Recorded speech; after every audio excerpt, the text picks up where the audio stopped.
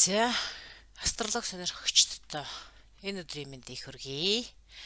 За Матрын ордны астролог сонирхогчд манай харлаганд долларын 12 сарын төлөв байдал хийгээд эх оны ихэнх үеийн байдал танилцуулах гэж байна. За бод гарагийн ухрах хөдөлгөөний талаар яриад байгаа.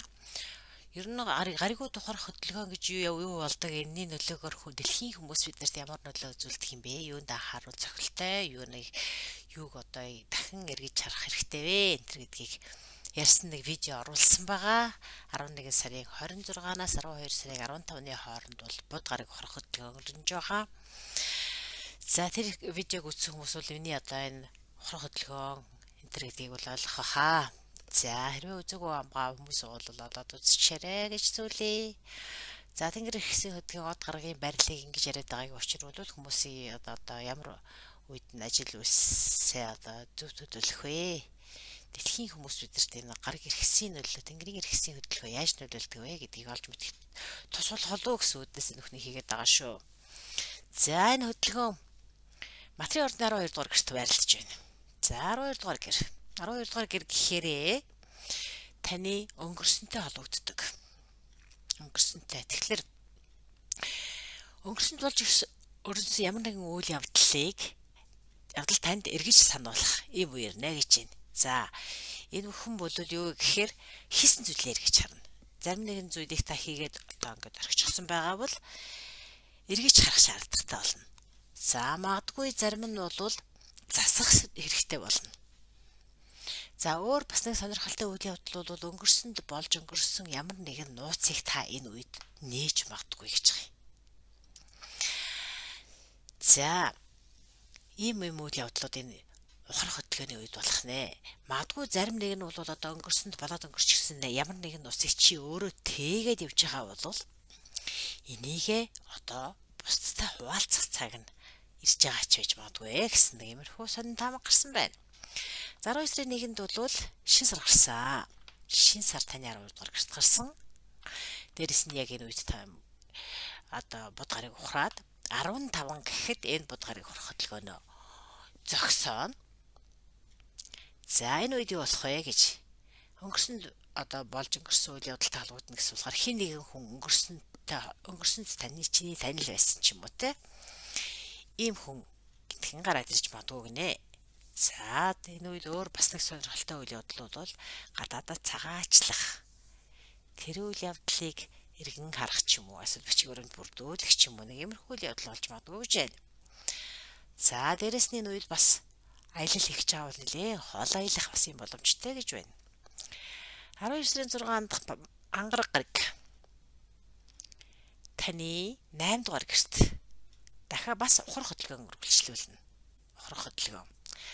За ангараг гараг бол бод гарагаас ялгаатай ухрах хөдөлгөөн нэлээ урдааг үргэлжилдэг. За энэ ухрах хөдөлгөөн таны 8 дугаар гэрт эх оны 25 оны 2 дугаар сар хүртэл үргэлжлэх нэ. 2 дугаар сарын 24-ний хүртэл. За энэ 8 дугаар гэр. За 8 дугаар гэр гэхээр бол мөнгө санхүүтэй холбогддог бас сэтгэл зүйн ямар нэгэн болон энэ ертөнцийн нууцыг таних гэсэн энэхүү үйл явдалтай бас холбогддог гэж байна шүү.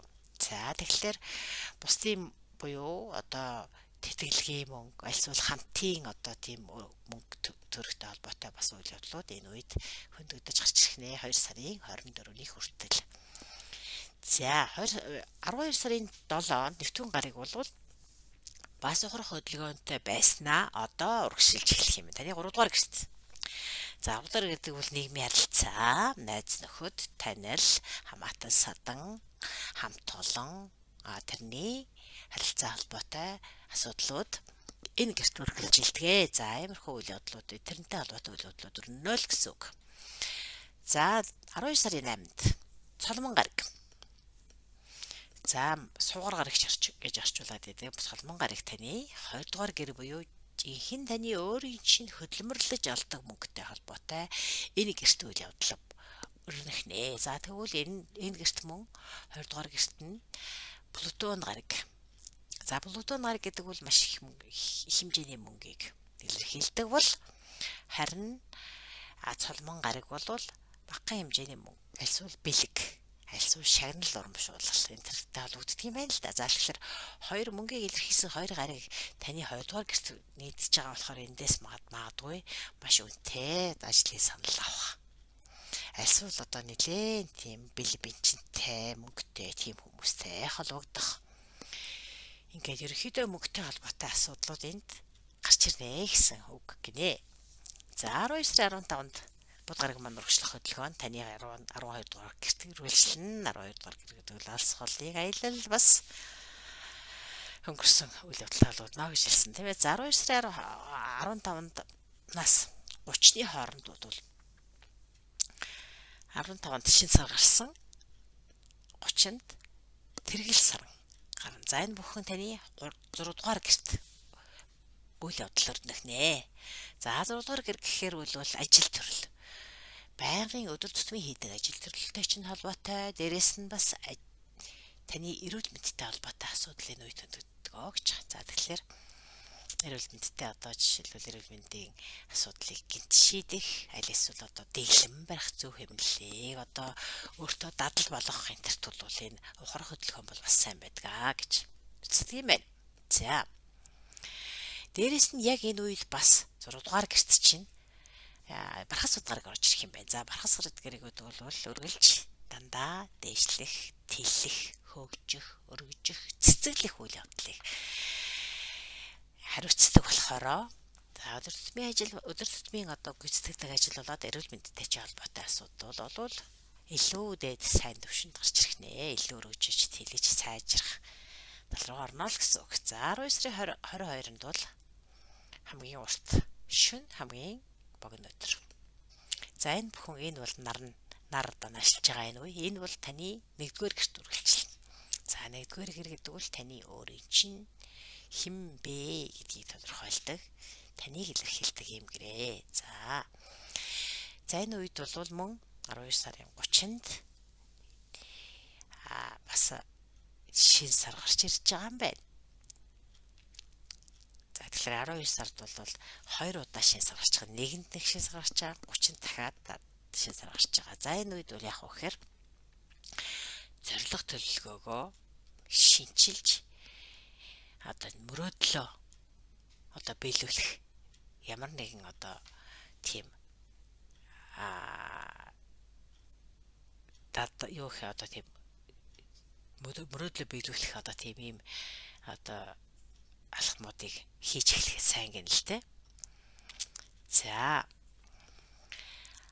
За мөн ураан гараг яг энэ үед таны 5 дугаар гэрт байна. За ураан гэдэг бол том өөрчлөлтийг, гинтийн том өөрчлөлтийг илэрхийлдэг. За тэгэхээр таны 5 дугаар гэр гэдэг бол хайр дурлал, үр хүүхэд, аль эсвэл таны хобби, дуртай хийдэг ажил чинь. За энэ бүхэнд бол дандаа 2 дахь боломжуудыг олгоно гэж энэ үед.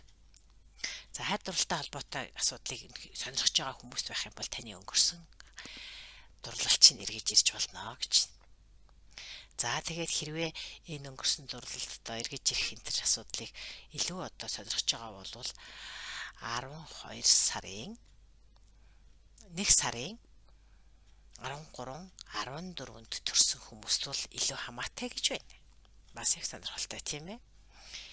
За тэгээд эх он та бүхний хувьд бол ингээд ийм сонирхолтойгоор эхэлж байна. Тэгэхээр та бүхэндээ ирж байгаа 25 онд аз жаргалтай бүх зүйл өдрөг бүтэмжтэй сайн сайхан болох болтугай гэж өрөөгөөд энэ удаагийнхаа 12 1 сарын төлөв байдлыг ингээд өндөрлөе. Та бүхэн энэ одоо хийж байгаа энэ подкаст маань хүмүүст та бүхэнд одоо таалагдж байгаа бол бусдаа хуваалцаарай гэж хүсье. За